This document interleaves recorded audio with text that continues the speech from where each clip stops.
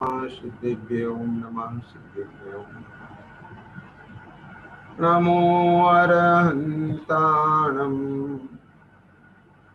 नमो सिद्धाणं नमो आयर्याणं नमो वज्राययाणं नमो लोये सवसानम्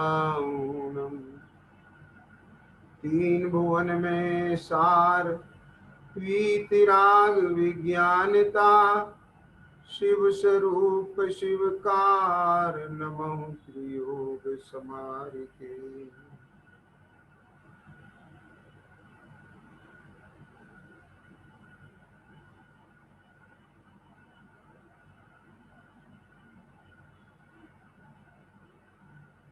शेराला जी ग्रंथ के आधार से अपनी चर्चा चल रही है। रोके न चाह निज शक्ति खोए, शिव रूप निराकुलता न जोए।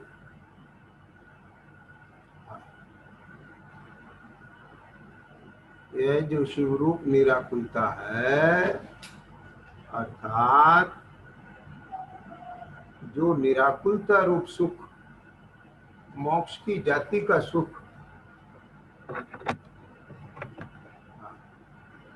अज्ञानी जिसे सुख समझता है वह इंद्रिय सुख, वह मोक्ष की जाति का नहीं।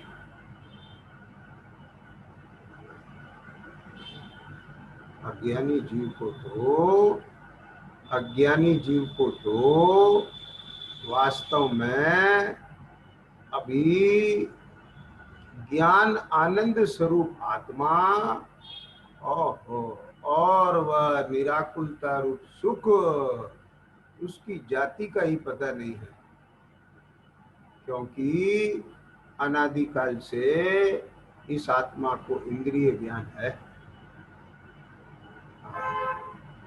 इंद्रिय ज्ञान में अतीन्द्रिय ज्ञान वेदन में नहीं आएगा।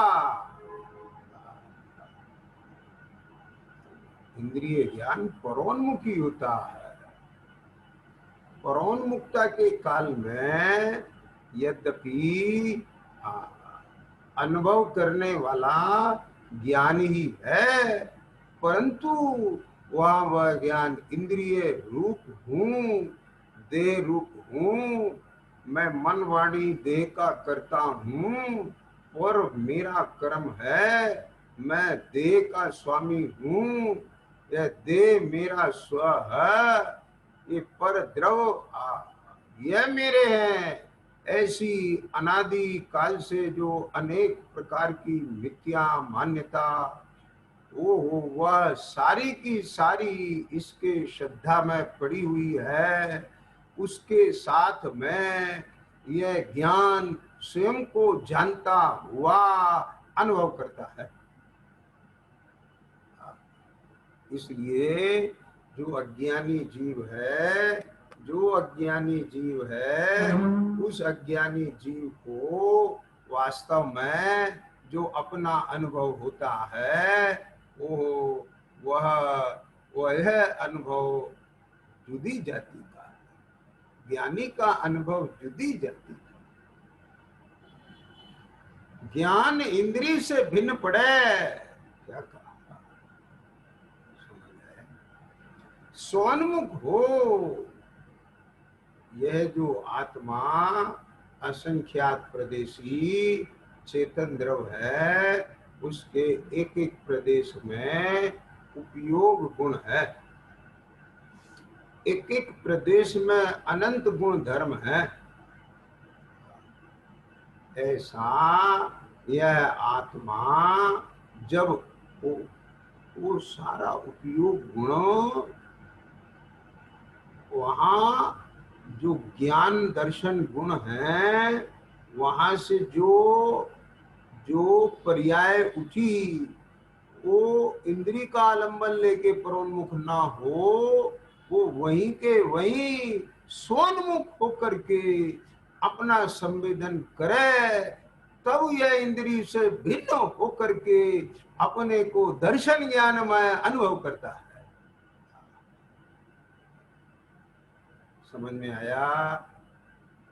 जब तक जीव को ऐसा भिन्नपन अपना वेदन ना हो, तब तक उसे देह से भिन्न अपने चैतन्य स्वरूप की प्रतीति नहीं होती। उसे अपनी भिन्न जाति यानी अपना अतीन्द्रिय ज्ञान और अतीन्द्रिय आनंद वेदन में नहीं आता। इसलिए अज्ञानी को शिव रूप निराकुलता उसकी खबर नहीं, उसको अपने अतीन्द्रिय ज्ञान स्वरूप की खबर नहीं। रोके न चाह निज शक्ति को, वह तो इच्छा रूपी कर्म, ये मैं करता और ये इच्छा रूपी कर्म, ये मेरा कर्म है। में आया क्या बोला राजेश? मैं करता और ये इच्छा मेरा कर्म। जैसे पिता होता है ना, अब वो अपनी संतान को क्या देखना चाहता है? बढ़ता हुआ देखना चाहता है, फलता फूलता हुआ देखना चाहता है। ऐसे जो आत्मा अपने को इच्छा का जनक जानता है, मैं जनक, ये मेरा जनेता, क्या कहा? मैं करता और ये मेरा कर्म। तो वह अपने कर्म को, अपने जनेता को कैसा देखना चाहता है? फलता फूलता देखना चाहता है। अर्थात अज्ञानी अपनी इच्छा को फलता फूलता देखना चाहता है। मेरी सारी इच्छाएं पूरी हो गई, ऐसा फलता फूलता है। बहुत बड़ा अंतर है, बहुत बड़ा अंतर है। पंडित टोडरमल जी साहब ने लिखा है कि सम्यक दृष्टि की प्रवृत्ति संसारिक जीवों से विपरीत होती है, दृष्टि विपरीत होती है। सम्यक दृष्टि जीव की श्रद्धा, सम्यक दृष्टि जीव की प्रवृत्ति प्रतीति, वह संसारी प्राणियों से विपरीत होती है। अथवा संसारी प्राणियों की प्रतीति, उनकी दृष्टि मोक्ष मार्गी जीवों से विपरीत होती है। अज्ञानी देह के आश्रय से, देह के साधनों से, क्या बोला? समझ में आया? ये भैया क्या कहते हैं?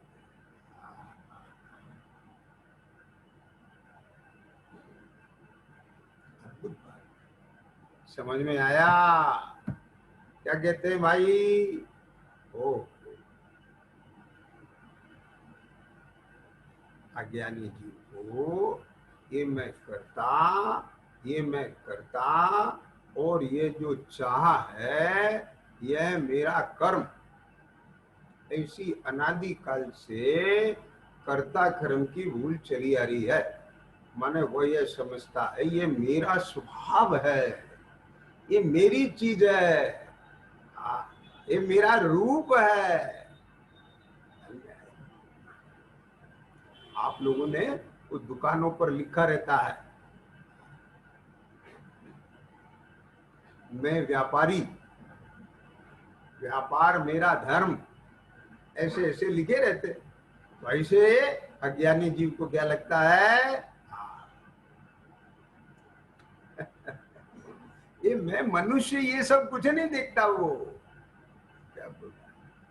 वो या तो अपने को पिता देखता है, पति देखता, पुत्र देखता, भाई देखता है, बेटा देखता है, व्यापारी देखता है, अधिकारी देखता है, राजा देखता है, रंक देखता है। वो सब आ गया प्रारंभ में। मैं सुखी दुखी मैं रंक राव, मेरे धन ग्रह गोधन प्रभाव। अरे साता वेदिनी के उदय में उसका वेदन करके मैं सुखी, असाता वेदिनी के उदय में उसका वेदन करके मैं दुखी। क्या बात है? ये तेरी चीज नहीं है। जब तक तेरा दर्शन ज्ञान चारित्र का वर्णन, ये दे, ये कर्म, कर्म का विपाक, इससे भिन्न पड़ के अपने चैतन्य नाथ को अनुभव में नहीं लेगा। यही मैं हूं, ऐसा अहम पना उसमें नहीं आएगा।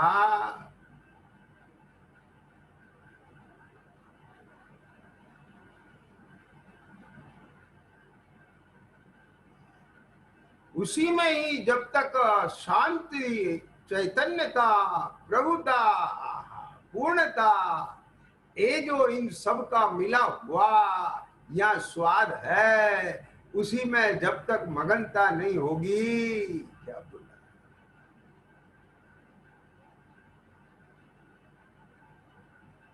में आया। ए भैया क्या कहते,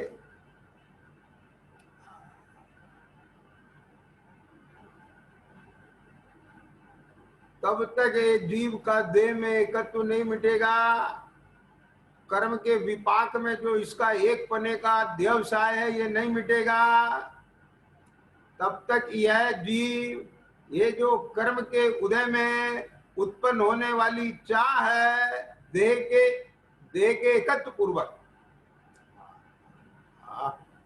अपने स्वरूप से अजान, ताको न जान विपरीत मान, तब तक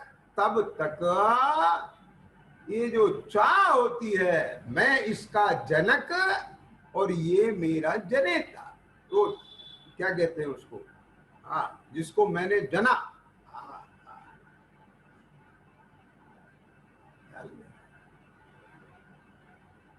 समझ में आया, मैं करता ये मेरा कर्म, ख्याल में आया।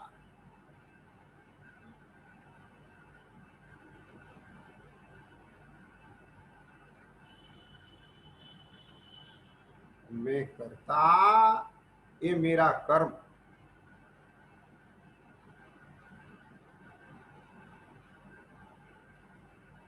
इसलिए ये अपनी चाह को रोकता नहीं, फलता फूलता देखना चाहता है, रोके न चाह निज शक्ति को। ज्ञानी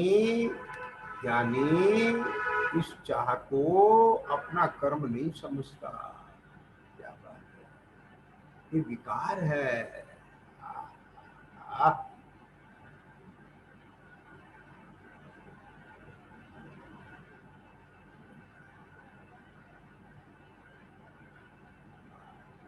ज्ञान में अपना जो ज्ञान स्वरूप है, दर्शन स्वरूप है, ज्ञायक भाव है, अपनी सत्ता, अपना अस्तित्व, अपना स्वभाव, अपना निज भाव, वह गे बना, न केवल गे बना, स्वरूप निज पने गे बना। जैसे अज्ञानी जीव दर्पण में चेहरा देखता है तो उसमें जो झलकने वाली झलकन है उसको अपना चेहरा अनुभव करता है। ऐसे ही मैं ज्ञायक और ये रूप मेरा गे, ऐसे भेद रूप नहीं अनुभव करता।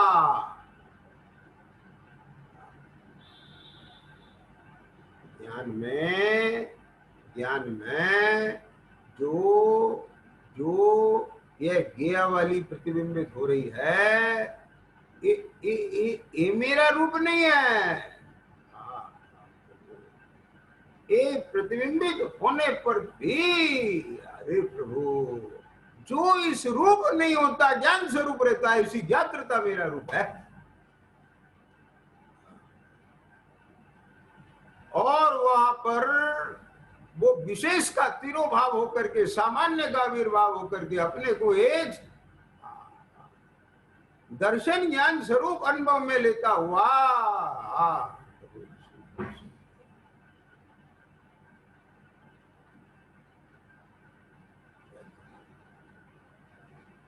अपना एक त्रिकालिक स्वाभाविक भाव वो अपने उपयोग का विषय बने, उधर में अहमपना उसी में होवे, तब ये ही मैं हूं, ऐसी श्रद्धा विश्वास, सम्यक समझ, सम्यक ज्ञान, सम्यक विश्वास पूर्वक अपने ही उस चैतन्य भाव में मगनता।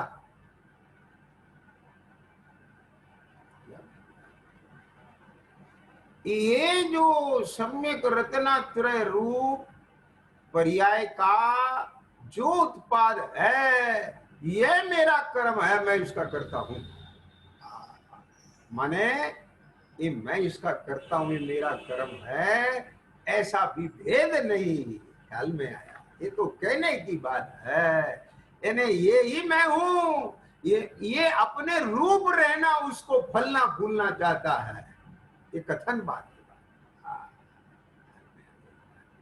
ये कथन मात्र भाव, इसको कदर मात्र ख्याल में आया। ये क्या कहते हैं, प्रकट करने योग उपादेय यह है, आश्रय करने योग उपादेय यह है अपना स्वतत्व, और स्वतत्व के आश्रय से जो ये चाह का निरोध हुआ, ये नास्ति से, अस्थि से कहे तो अपने में अपना वेदन आया। संबंध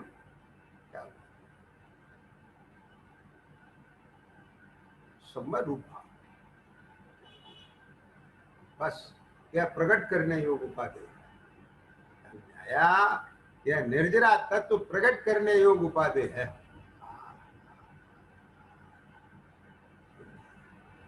क्या कहते हैं, ख्याल में आया।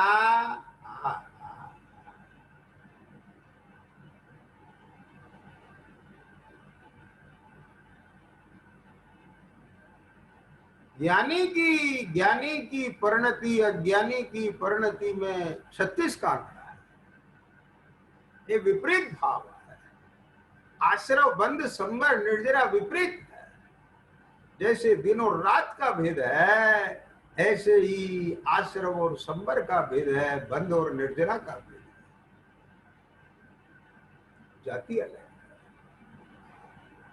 इंद्रिय ज्ञान न अतीन्द्रिय ज्ञान, इंद्रिय सुख न अतीन्द्रिय सुख।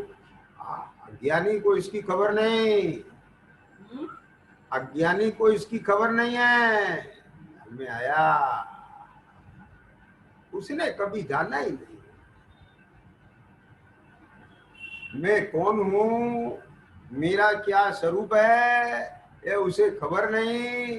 तो फिर एकाग्र किसमें होगा, किसमें अहमपना करेगा। जिसको अपने रूप जानेगा, जिसमें अपनी पहचान करेगा, उसी में ही अहमपने उसको बढ़ेगा, उसी में एकाग्रता करेगा, उसी को ही फली फूल करना चाहेगा। उस संबंधी जो भाव उत्पन्न होंगे उन्हीं की पूर्ति करना चाहेगा, जिसको आश्रव कहते हैं। अज्ञानी को निरंतर धर्म के नाम पर भी पराश्रित क्रिया के विकल्प होते हैं। राजेश क्या, क्योंकि ओहो वो मैं करता पर मेरा कर्म, पर मेरा करता मैं उसका कर्म, एक बुद्धि पड़ी है उसकी।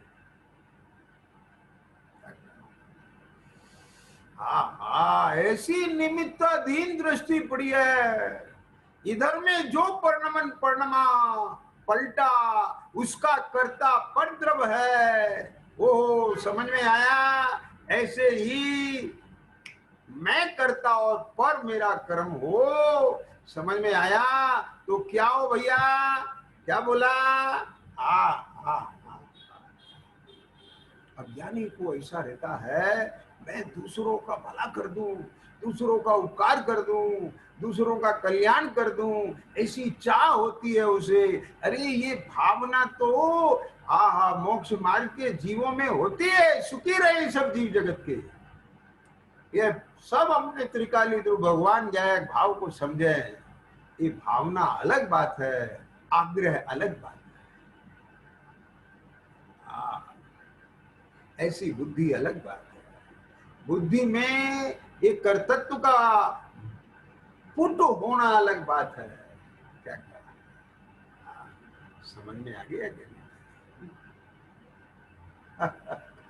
जिसको अरे प्रभु लहसुन का त्याग है, उसके साग में, उसकी सब्जी में उसकी दाल में लहसुन के तड़का छोक ढल जाए, उसके लिए अभक्ष हो जाएगा।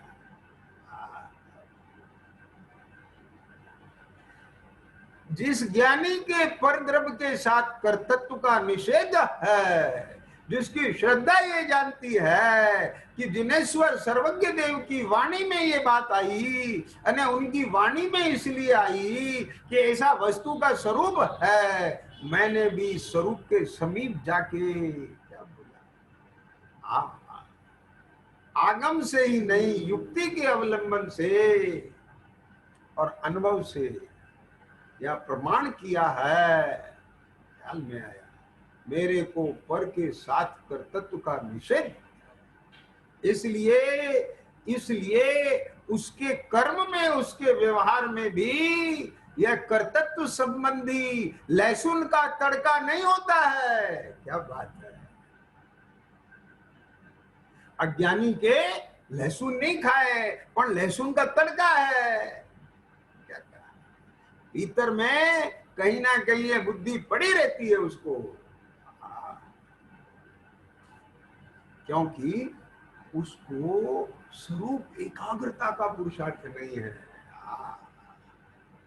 एकाग्रता के नाम पर भी मन और वाणी का कर्ता बन के वचन को रोकता है, मन की चंचलता को रोकता है, काय की चंचलता को रोकता है। अरे यह मन वचन काय की चंचलता को रोकने वाला मन वचन काय का स्वामी बना हुआ है।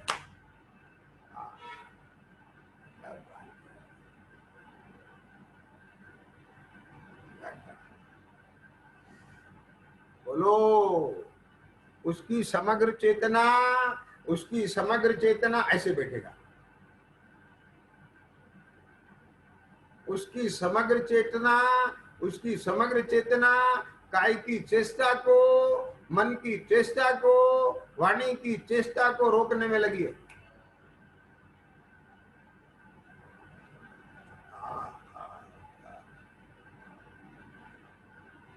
अथवा मन ही मन में कोई पाठ आदि का स्तवन कर रहा है, वहां लगी। आगम से जो आत्मा के गुण धर्म शक्तियां समझी हैं, जानी हैं, वहां लगी है, परंतु अपने में वर्तती हुई, क्या बात है, अपने में वर्तता हुआ चैतन्य का परिणाम वह उसके अनुभव और वेदन में नहीं आता है। क्यों? क्योंकि उसका उपयोग तो परोन्मुख, वहां वो परगे के खाते में जाएगा। राजेश क्या बोला बेटा? जैसे अन्न गेहूं को जानता है, ऐसे ये आत्मा को भी जानता है।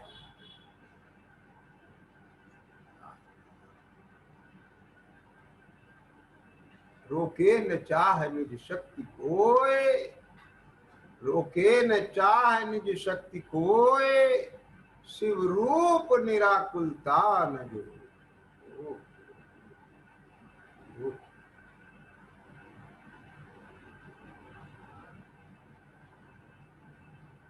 ख्याल में आया?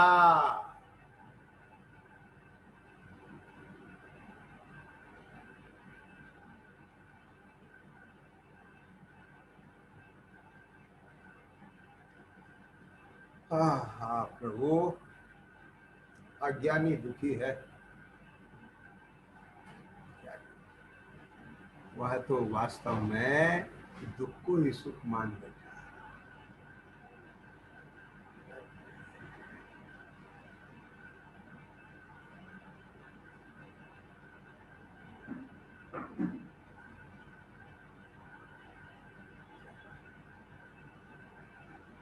अरे वो दुख को ही सुख मान बैठा, यानी आश्रम को ही धर्म मान बैठा। यह जो चाह है ये आश्रव भाव है, ये जो चाह है, ये चाह है, ये चाह आश्रव भाव है। दूसरों को समझाने की चाह भी आश्रव भाव है, मैं दूसरों का भला करूं, ये चाह भी आश्रव भाव।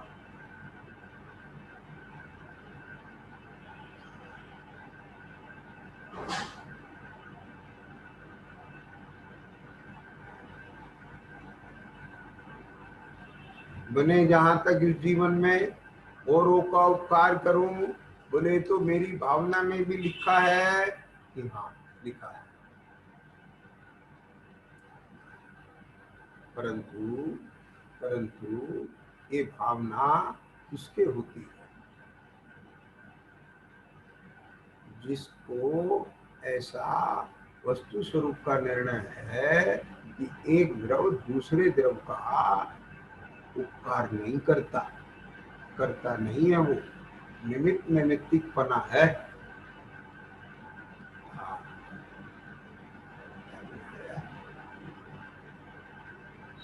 ऐसा व्यवहार है।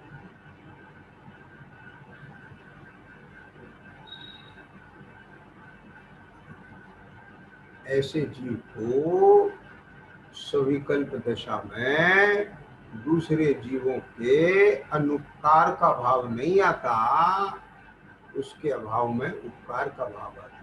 ये सबका भला हो, सब इस तत्व को जाने, ऐसा सहज भाव आता है। जैसे कौवे को कहीं खिचड़ी मिल जाए तो उसको ये सहज भाव आता है, काव काव काव काव करता है, दूसरे सब लोग आए, कौवे आए, वो भी इसे खाएं, ऐसा भोजन करने का भाव आता है, सहज आता है। उसके पीछे उसकी कोई मानसिकता नहीं।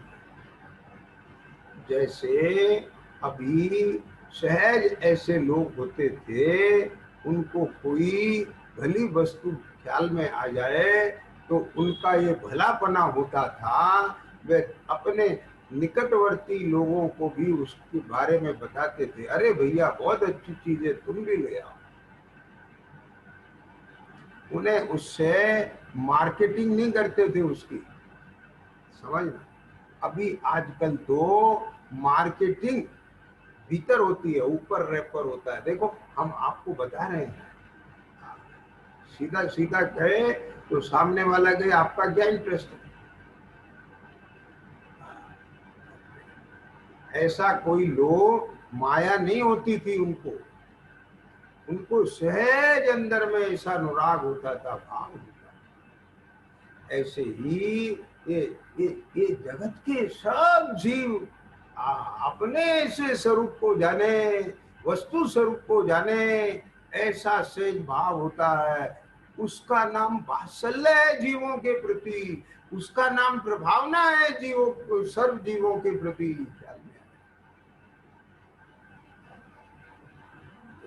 क्या कहते हैं, तो उसमें ऐसा भाव आता है, बने जहां तक इस जीवन में औरों का उपकार, बहुधन बुरा हूं भला कहिए, लीन पर उपकार। दूसरों के उपकार करने के लिए धन संग्रह करूं, ये बुद्धि नहीं है। अगर अधिक धन होवे, मेरे जरूरत से अधिक धन होवे, तो वह धन अनावश्यक भोग में ना लगा करके दूसरों के उपकार में लगाऊं। समझ में आया?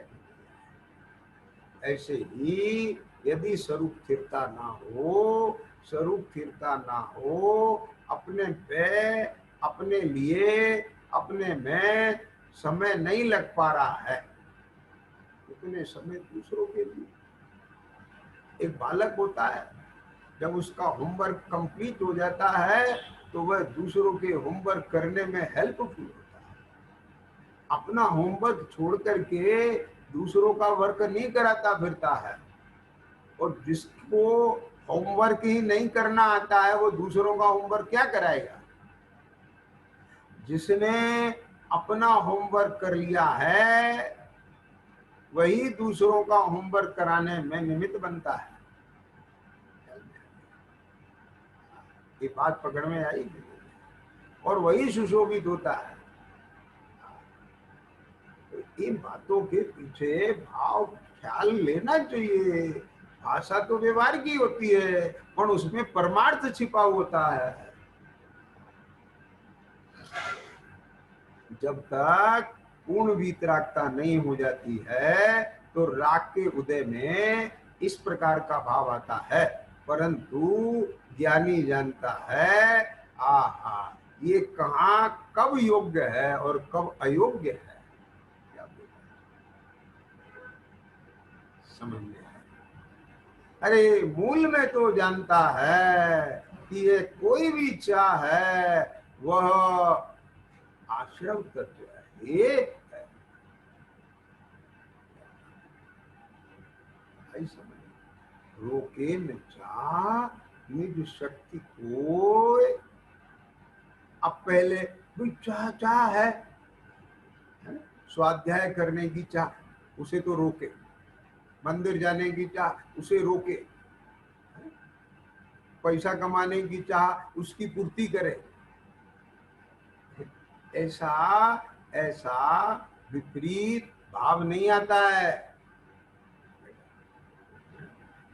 ये लौकिक जीवों को देखो, ये पंचेंद्रिय के विषय कषाय जनित चाह रोकते नहीं, और जहां अपने आत्मा का कल्याण हो, सद निमित्तों के पास जाना, समागम करना, तत्संबंधी चाह होती नहीं। और कोई प्रेरणा करे तो उसके लिए भी कहते हैं कि अभी इसका समय नहीं है।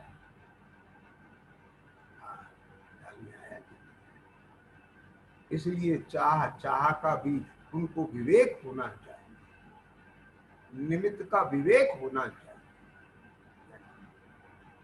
निमित्ताधीन दृष्टि नहीं होना चाहिए, पर निमित्त का विवेक होना चाहिए।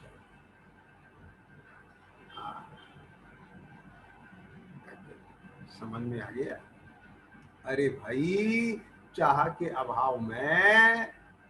अभाव में जो वितराग भाव रूप निराकुलता है, शांत दशा है, वह मेरे चैतन्य के आश्रय से आई है। उसमें कोई परद्रव प्रभाव निमित्त नहीं है। ये शिव रूप निराकुलता की जाति की है, जिसको यहीं पर अपने स्वाभाविक निराकुलता की जाति पसंद आई है, उसी को ही अनंत काल के लिए पूर्णपणे वह निराकुलता प्रकट होती है। अज्ञानी तो कहता रहता है, क्या कहता भगवान के सामने, स्वर्ग सुख की भी चाह नहीं है, जग के दुख की भी परवाह नहीं है। आगे पीछे बोलिए, जग के दुख की भी परवाह नहीं है, स्वर्ग सुख की भी चाह नहीं है, मैं तो जामन मरण होवे ऐसा यतन पारस प्यारा, मेटो जी संकट हमारा।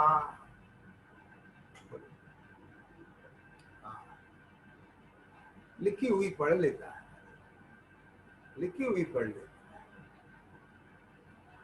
उसे कुछ खबर। जैसे छोटा बालक अपने माता पिता बड़े भाई बहन को देख करके वह पुस्तक उल्टी लेके बैठ जाता है, माला ऐसे ऐसे कर लेता है, ऐसे यह अज्ञानी बालक भी अपने बड़े भाई बहन माता पिता को देख करके बोल लेता है। देखा है कोई बात प्रशंसनीय। आज वो बालक उल्टी किताब लेके बैठा है, कल सुल्टी भी करेगा, लेकिन उल्टी को सुल्टी मत मान लेना।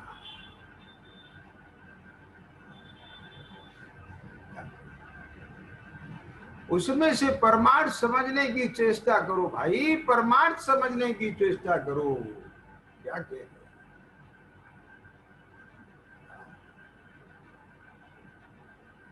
तू कहता है जग के दुख की परवाह नहीं है, तुझे जग के दुख का स्वरूप पता नहीं है।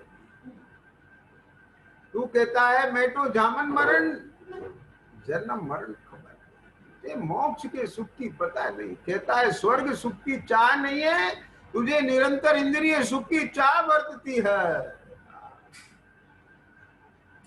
जिसको अंतर में मुक्ति की जाति का निराकुलता रूप स्वाभाविक सुख अंतर में प्रकट हुआ, अतीन्द्रिय आनंद रूप स्वसंवेदन आया, उसको अरे यही मेरा सच्चा सुख है, सहज सुख है, अतुन्द्रिय आनंद है, यह पर के आश्रय बिना है, पर के निमित्त बिना है, मेरे में मेरे स्वाभाविक जनित है, ऐसा जिसको भान हुआ वह उसी में ही रहना चाहता है। यह है मुक्ति का जाति का, यह मुक्ति की जाति का शिव रूप निराकुल।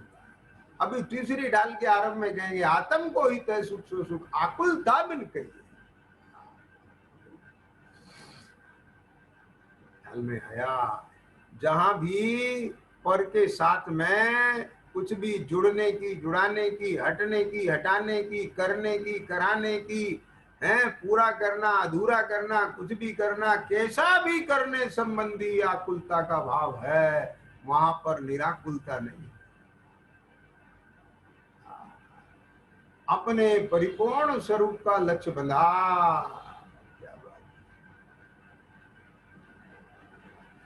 मैं हूं अपने में स्वयं पूर्ण। ये सब पूरा तो मैं सिद्धालय में जाके होगा। अभी अभी अभी प्रभु जो अपने को गुण स्थानातीत देख रहा है, इसका नाम गुण स्थानातीत है। क्या बात है। आहा, मैं हूं अभी चैतन्य चैतन्य चैतन्य चैतन्य, जीवपन पूरा हूं। मुझे मेरा जीवपना भास रहा है, जीवपने में हूं, होऊंगा नहीं हूं। देहादि से भिन्न होना नहीं है, हूं। मैं दर्शन ज्ञान उपयोग रूप अभी हूं। अपना जो परम पारणामिक भाव है वहां पहुंच करके वहां से अपने को देखना जानना, वहां से अपना होना प्रतीति में आना, भाषण में आना। अभी जब अपने को अभी वर्तमान में यहाँ अपनी पूर्णता का अनुभव होता है तो कौन सी विकल्प है, कौन सी आती।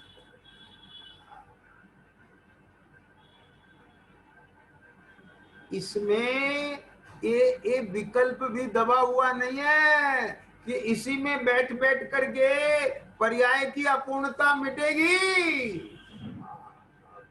ऐसा विकल्प भी रख के नहीं बैठा है।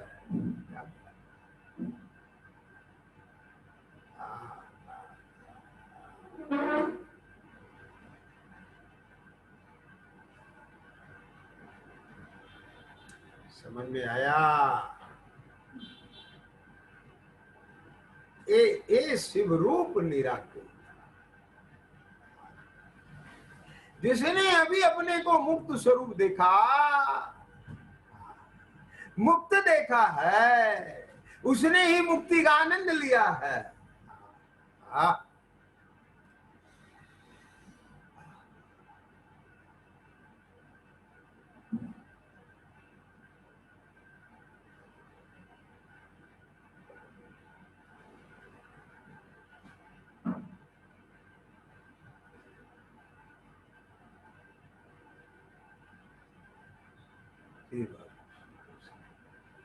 या वास्तव में जिन धर्म क्या है, सर्वज्ञ की वाणी में किसकी महिमा आई है, ऐसा जो अपना चैतन्य स्वभाव है, वो स्वभाव का तो यह जीव ज्ञान नहीं करता, श्रद्धान नहीं करता, अनुभव नहीं करता, उसकी मगनता लीनता की आहा इसको कुछ भी खबर नहीं है। यह तो केवल इंद्रिय ज्ञान और इंद्रिय सुख में ही पागल हो रहा है।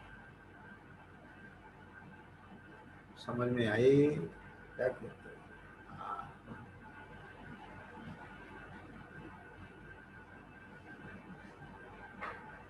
जहां इसको अभी एक समय के लिए भी पराश्रय छूटना स्वीकार नहीं है तो अनंत काल के लिए सिद्धालय में अरे रे रे पर के आलम्बन बिना कैसे रह पाएगा। क्या कहा, जिसको यहाँ अभी कुछ क्षण के लिए पराश्रय छूटते ही, स्वाश्रय होते ही आहा मोक्ष की सुख, मोक्ष की जाति का आनंद और वेदन यहाँ होता है। और जो जिसको यह अपना स्वरूप मानता है, स्वरूप जानता है, जिसका यहाँ पर उसके उपादेय पना आता है, उसी को अनंत काल के लिए क्या कहते हैं, उसी को अनंत काल के लिए यह मोक्ष की दशा प्रकट होती है, होनी भी चाहिए, उसी को ही होना चाहिए। क्यों?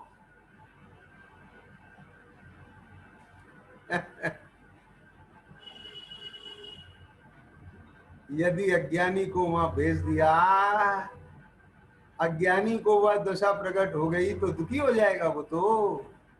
अज्ञानी को वहां भेज दिया, बोले वहां तो भोजन भी नहीं मिलता, वहां तो इंद्रियां ही नहीं है, वहां तो किसी के साथ बातचीत भी नहीं होती है, वहां तो कोई टीवी फीवी ऐसी वैसी बीवी बीवी कुछ भी नहीं है, कैसे रहूंगा मैं यहाँ? जिसे समस्त संयोग और उनके लक्ष्य से होने वाले ये चाह रूप भाव, क्या बोला, रति अरति के भाव, क्या कहा, क्या बात, इन सब के बिना इन सब के बिना अपने स्वरूप के आश्रय से प्रकट होने वाला निर्विकल्प निराकुलता का वेदन जिसे सुहाया हो, उसी को मोक्ष तत्व की श्रद्धा होती है, उसी को संवर निर्जरा की श्रद्धा होती है, उसी को इस संवर निर्जरा के कारण रूप अपने कारण परमात्मा की श्रद्धा होती है, उसी को आश्रय बंद की श्रद्धा होती है। समझ में आया?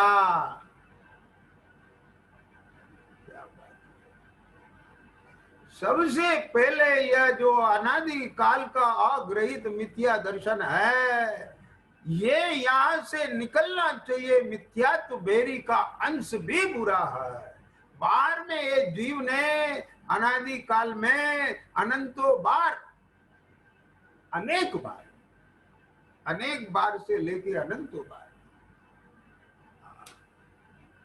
ख्याल में आया? क्या कहते हैं, अनेकों बार से लेके अनंतों बार तक ए जीव ने भाषा बदली, क्या बोला, भोजन बदला, समझ आया? ये वेश बदला, ये परिणाम बदले, क्या कहा, समझ आ गया? विषय बदले, साधन बदले, निमित्त बदले, क्या कहा, क्षेत्र बदले, क्या कहा, परंतु अपनी मान्यता नहीं बदली। समझ में आया?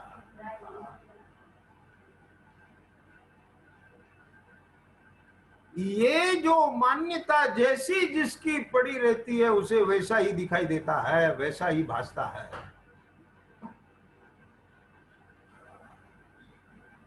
जिसके दोष दृष्टि होती है, जिसके दोष दृष्टि होती है, वह निर्दोष परमात्मा में भी दोष देख लेता है।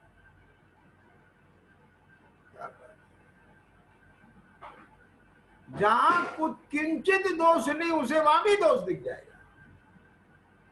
क्या कहा, समझ आया?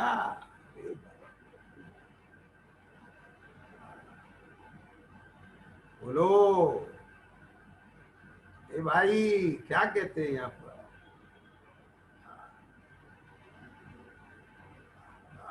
रोके न चा निज शक्ति कोई, शिव रूप निराकुलता न जो, शिव रूप निराकुलता। अरे जिसको अभी एक समय की निराकुलता का ही वेदन नहीं हुआ, तो वह अनंत काल तक की प्रकट होने वाली निराकुलता रूप पर्याय की श्रद्धा कैसे करेगा? और वह निराकुलता किसके आश्रय से आई है जिसको उसकी खबर ही नहीं है। क्या बात है,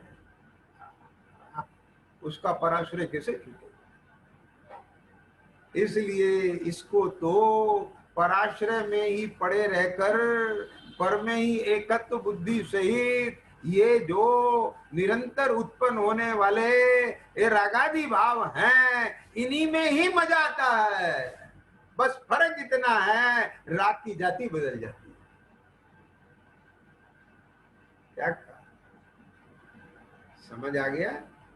पहले किसी अन्य प्रकार के राग अच्छे लगते थे, अब किसी अन्य प्रकार के राग रूप प्रवर्तन होना अच्छा लगता है, लेकिन लगता राग अच्छा है। क्यों? क्योंकि राग रहित आहा न तो अपना स्वभाव इसकी ख्याल में आया, क्या बोला, न पर से भिन्न अपना ज्ञान दर्शन उपयोग रूप रहना, बने रहना, जो सदा बना बनाया गायक भाव है उसकी प्रतीति है। देख अभी देख, अपने को देह रूप अनुभव करने वाला देह है कि तू? क्या बात है, क्या कहा? ए राजीव सुनो भैया, क्या कह रहे हैं? अरे सुनना ध्यान से। ये जो जानना हुआ कि अभी राजीव को बुलाया, राजीव का नाम लिया, मैं राजीव हूं, ये किसने जाना? राजीव नाम ने जाना, जिस शरीर का नाम राजीव उस शरीर ने जाना कि मैंने जाना? देखो अभी किसने जाना? मैंने जाना। तो जानने वाले को राजीव नहीं कहते हैं, जानने वाला चेतन होता है। मैं राजीव नहीं हूं, मैं चेतन हूं, ऐसा तत्काल देख करके निर्णय कर दे, पर्चा पढ़ के फेंक दे। समझ में आया? ये जो अनंत काल का, जो अनादि काल का, एक पर में एकत्व रूप, देह में एकत्व रूप, नाम में एकत्व रूप, कषाय में एकत्व रूप, तेरे जो पर्चा पड़ा हुआ है उसे फाड़ के फेंक दे। ये मिथ्या है।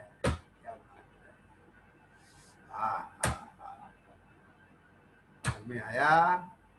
बोलो, समझ में बैठती है कि नहीं बैठती बात? हाँ चिद्रू, क्या कहा?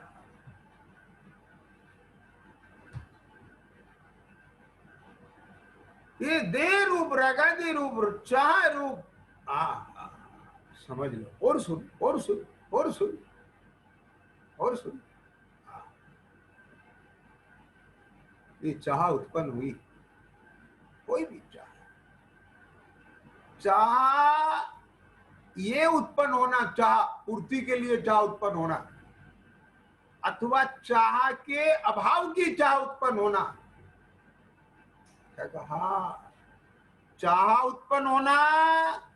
जब चाह उत्पन्न हुई, उस उत्पन्न होती हुई चाह को किसने अनुभवा? जब आप चाहने की मैंने, और जब चाह के अभाव की चाह उत्पन्न हुई तो उसको भी उसने अनुभवा कि मैंने। अरे चाह को अनुभव करने वाला भी मैं, और चाह के अभाव की चाह को अनुभव करने वाला भी मैं। ना मैं चाह रूप हूं, ना चाह के अभाव की चाह रूप हूं, मैं तो अनुभव स्वरूप हूं। ख्याल में आया? ए भैया क्या कहते हो? पकड़ पकड़ पकड़, बात को पकड़, इधर देख।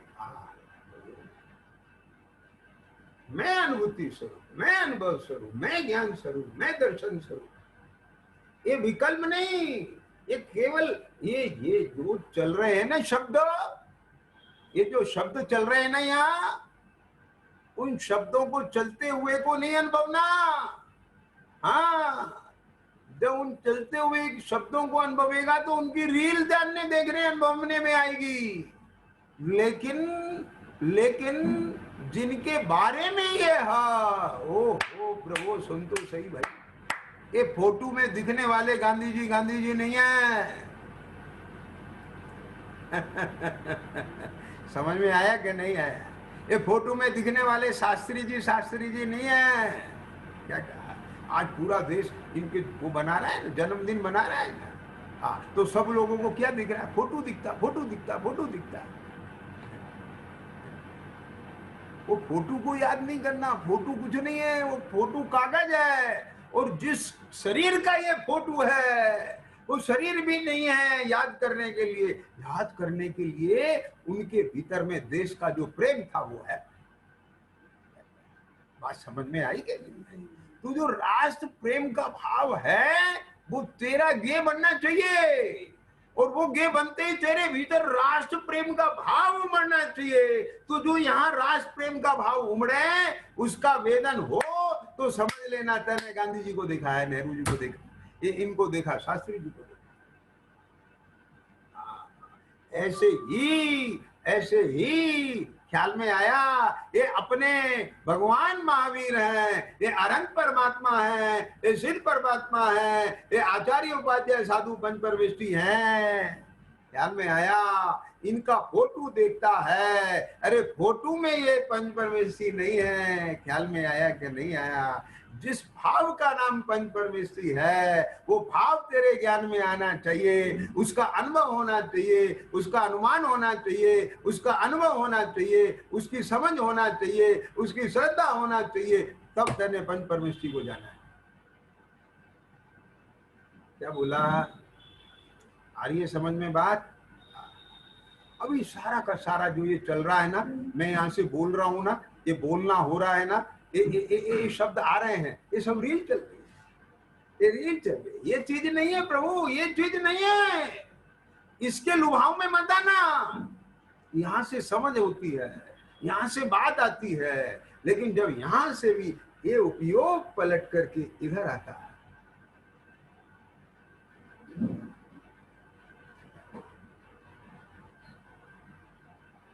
मैं और मेरा वेदन, मेरा स्वाद दर्शन ज्ञान,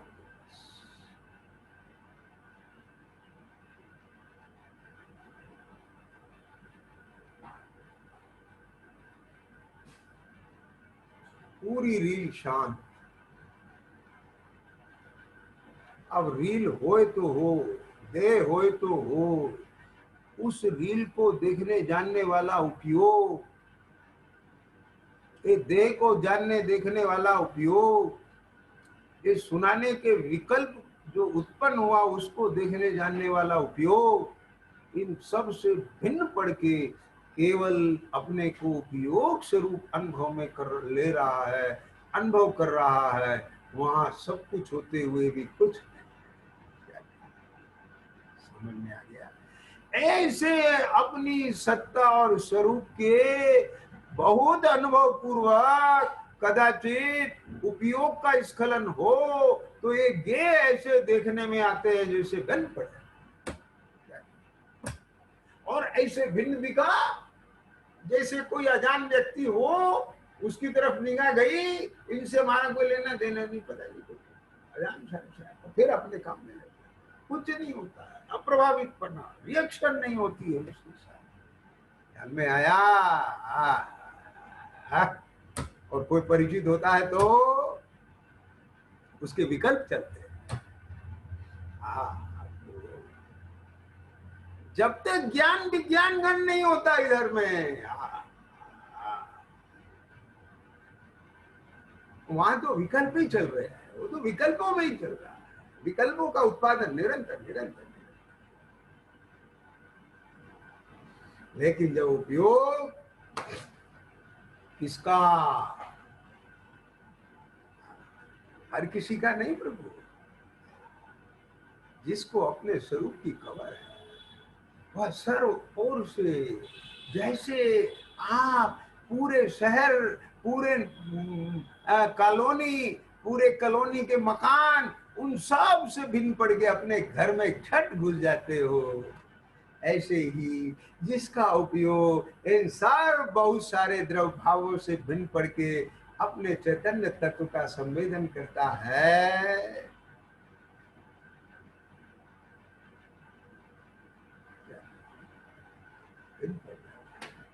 और उसी में जितनी जितनी स्थिरता बढ़ती जाती है ज्ञान घन होता जाता है, जितना जितना ज्ञान घन होता जाता है उतना उतना वो रागादि भाव उपशम को प्राप्त होते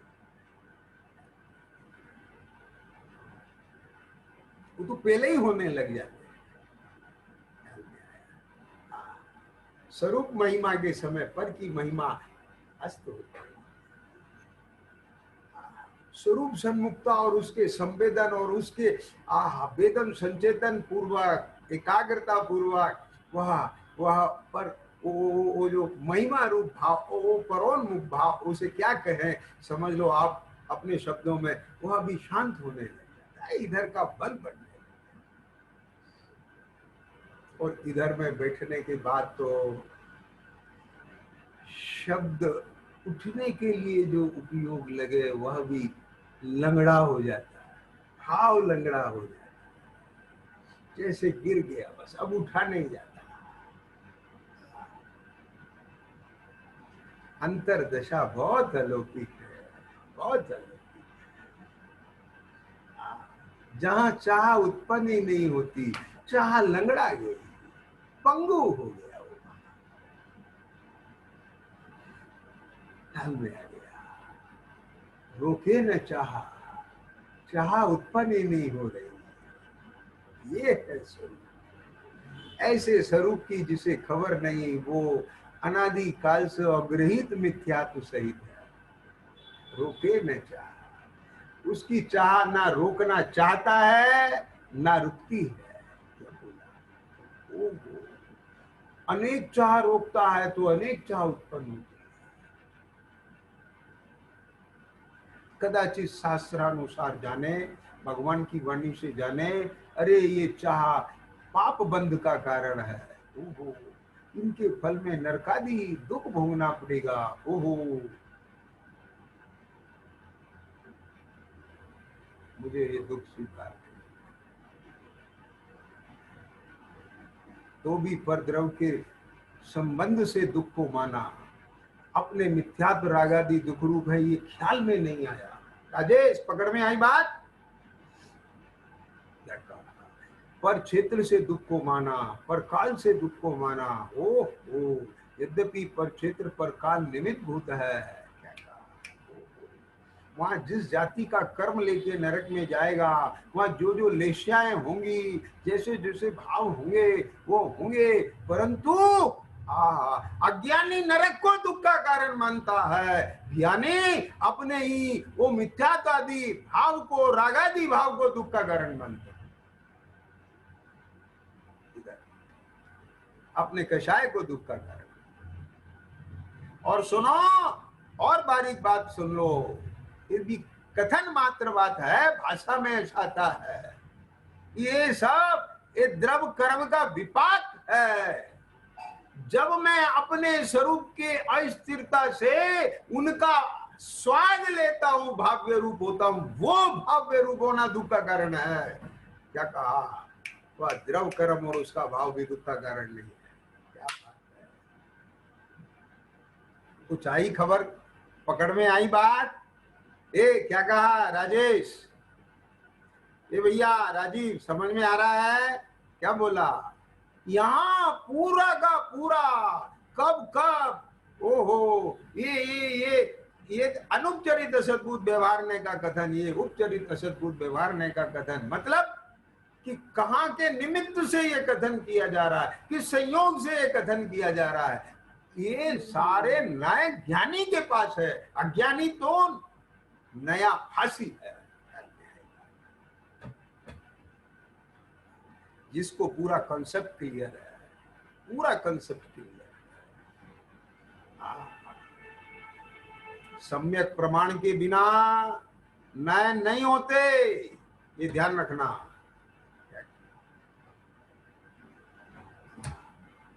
सम्यक प्रमाण पूर्वक ही सम्यक नहीं होता है।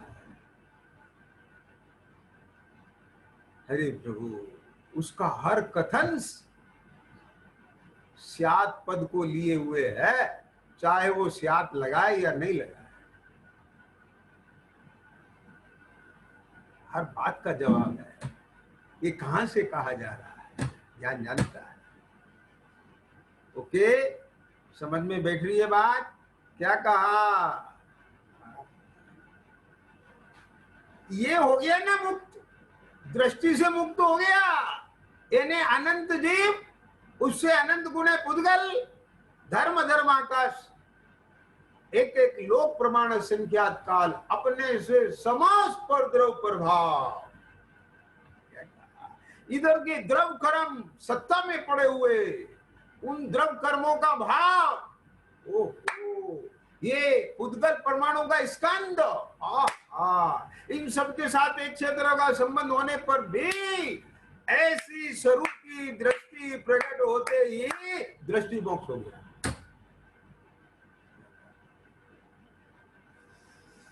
जब तक ऐसा दृष्टि मोक्ष ना हो तब तक शिवरूप निराकुलता न जोय। क्या बात है। आकुलता ये कैसे उत्पन्न होती है ये खबर होना चाहिए। पानी दो हाइड्रोजन एक ऑक्सीजन के मिलने से हुआ। ये विकार जीव और पुद्गल के संयोग से हुआ। क्या बात है।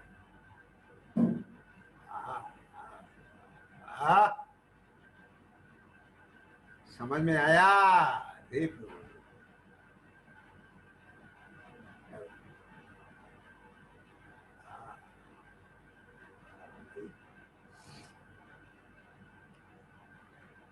ऐसे दृष्टि में अपनी सत्ता और स्वरूप को जैसे ही बहुत से द्रव भावों के बीच में भी एक क्षेत्र होते हुए भी उन सबसे भिन्न निरोल जाना।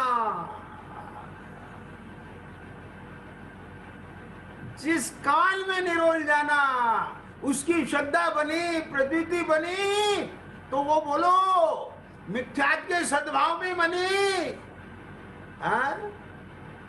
कसायों के उदय में बनी उपसंभाव में बनी और उसी काल में है प्रतीति हो गई कि ओहो शिवरूप निराकुलता यही मेरा स्वरूप है यही मेरा धर्म है यही मेरा जीवन है यही वितरागता है यही जिन धर्म है यही मुक्ति का मार्ग है। जो कुछ भी कहो सब कुछ यही है।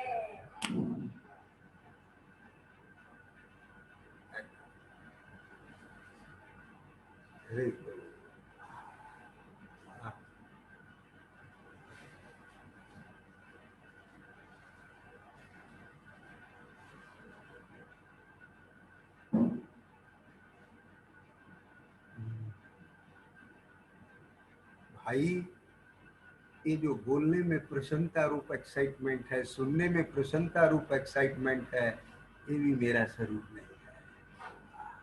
ये तो रात के उदय में उस जाति का है। ये रात का परिणाम है।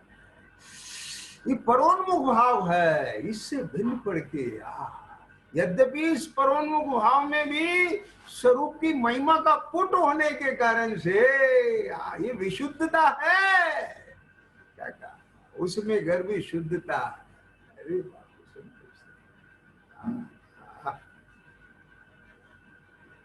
परंतु इन सब से भिन्न पड़ के जब चेतना अपने चैतन्य में अभेद होती है अद्वैत होती है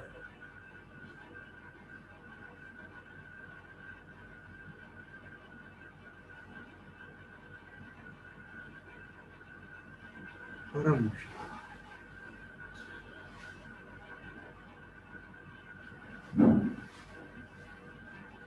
सर्वांग चैतन्य और चैतन्य में ही चैतन्य का संचेतन और भेद रूप नहीं अभेद पने खंड खंड नहीं अखंड पने।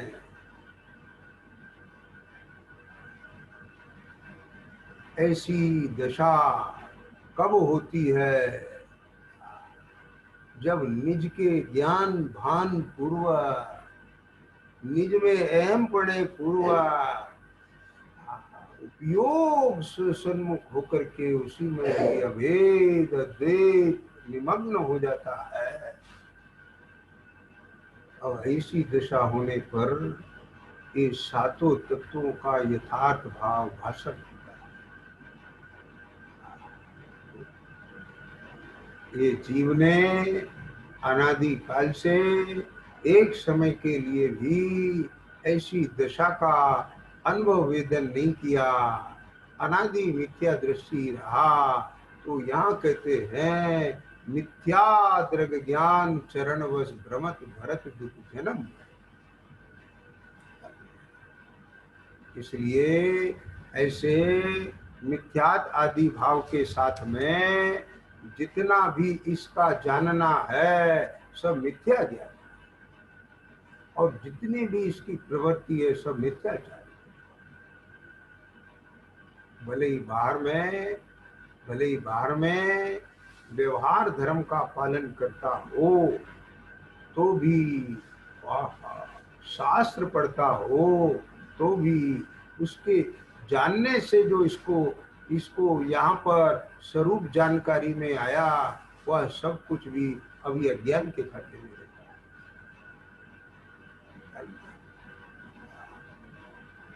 क्या कहते हैं, रोके न चाह निज शक्ति को शिव रूप निराकुल तान जो, या ही प्रतीति जुत कछुक ज्ञान। जितना भी कुछ क्षोक्षम है इसके पास, जितना भी ज्ञान है सो दुखदायक अज्ञान ज्ञान। तो इसे दुखदायक क्यों कहा, क्योंकि यह निरंतर इसे परोन्मुख रखता है, एक बार भी पर से भिन्न पढ़ के अपने में अभिन्न होने नहीं देता। अज्ञानी को ऐसा लगता है यहाँ मैं ये धर्म कैसे हो सकता है, बिना कुछ करे ये धर्म कैसे हो सकता है, बिना राग भाव के, बिना कुछ करने की प्रवृत्ति के बिना धर्म कैसे हो सकता है। अरे कैसी बात करता है, आत्मा पर की क्रिया करे, ये आत्मा का धर्म नहीं है। आत्मा ज्ञानम स्वयं ज्ञानम ज्ञानाधन्य करोति किम। तो उसकी दर्शन ज्ञान ये दो चक्षु है, बस केवल ज्ञाता दृष्टा आत्म, कुछ भी करना उसका कार्य नहीं। हाल में आया बस ऐसा अपने स्वरूप को जान मान करके उसमें लीनता होने पर जब चाह उत्पन्न नहीं होती, कोई राग द्वेष विकल्प उत्पन्न नहीं होते, काल में आया उस काल में जो रागादि के बिना का भाव है, चित्त स्वभावाय भावाय, वो जो रागादि के बिना का भाव है, होना, भवन माने होना, बस वो जो आत्मा की अवस्था है वह उसका धर्म है। धर्म माने वस्तु साहब, वो आत्मा का स्वभाव ही उसका धर्म है। अज्ञानी को इसकी खबर नहीं। तो समझ में आया, या ही प्रतीति जुत कछुक ज्ञान, ये जो मिथ्या दर्शन रूप प्रतीति के साथ जितना भी ज्ञान है वो सब बहिर्मुख करने वाला है, बाह्य प्रवृत्ति की तरफ ले जाने वाला है। तो इसलिए उसको क्या कहते हैं, सो दुखदायक अज्ञान। वहां आश्रम ही उत्पन्न होगा। मिथ्यात्व के सद्भाव में आश्रम ही उत्पन्न होगा। अंधा बाटे सिरनी, अपनों को दे। अरे वहां मिथ्या दर्शन बैठा है, वो संबर प्रकट नहीं होने देगा। अरे पाप का संबर तो होता है, पर पुण्य का आश्रम ही होता है। वो क्या करता है, उसको आंख में धूल झोंक देता है, वो कहता है देख संबर हो गया। अज्ञानी उसमें मस्त हो जाता है। वो पाप का संबर तो देख लेता पर पुण्य का आश्रम नहीं देखता। ख्याल में आया, रे प्रभु सुन तो सही। वहां प्रभु शुभाशुभ भाव से रहित अपना भीतराग भाव संवेदन संचेतन में नहीं आया। आत्मा ने अपना आत्म स्वभाव नहीं जाना, आत्म धर्म नहीं जाना। उसने उस पुण्याश्रम को धर्म मान लिया, उसी को संबर मान लिया, सातों तत्वों की भूल विद्यमान कर दी।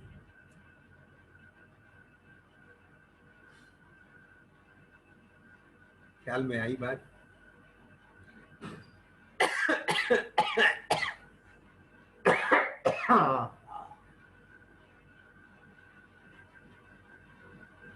भैया ये जितनी चर्चा चल रही है ना, ये खाली सुनने और सुनाने की चीज नहीं,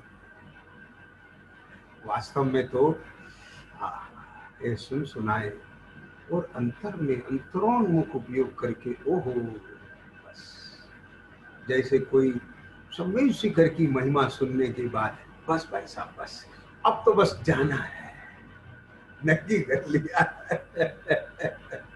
ये उसकी उपयोगिता है। बस अब तो बस अभी टिकट बुक करा रहे हैं। ऐसे यहाँ ये अपने स्वरूप की ऐसी महिमा सुनने के बाद में, जानने के बाद में, बस अब तो बस उस स्वरूप की प्राप्ति करना, उस स्वरूप का वेदन करना, अब तो टिकट कटाना। ऐसे अपने अंतर में पुरुषार्थ उमड़े। इसी मंगल भावना के साथ ओम नमः शिवाय।